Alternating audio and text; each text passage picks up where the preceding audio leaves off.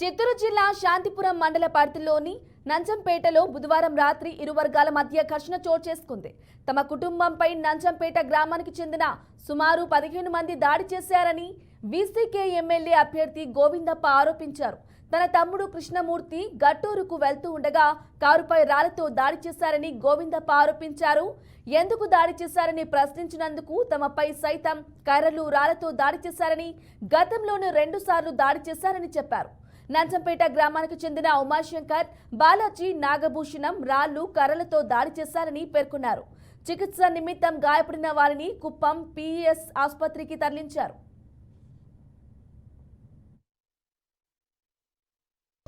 నా పేరు Govindappa. VCK party MLA అభ్యర్థిగా పోటీ చేసినాను. వీసీకే పార్టీ ఎమ్మెల్యే అభ్యర్థిగా పోటీ చేసిన నందుకు మా పైన కుట్రపూర్తిగా మా తమ్ముని, మా ఫ్యామిలీ పైన అగ్గర్కుల నంజంపేటకు చెందిన ఉమాశంకరు, బాలాజీ, నాగభూషణం వాళ్ళ కుటుంబ సభ్యులంతా నైట్ 12 గంటలకు మా పైన రాళ్లతో, కర్రలతో, కత్తులతో దాడి చేసి హాస్పిటల్ పాలు చేసినారు మా కుటుంబాన్ని అంతా. ఈ లైవ్ చూస్తున్నారు అందరూ కూడా ఆలోచించి మాకు న్యాయం జరిగేలాగా అందరినీ కోరుకుంటున్నాను.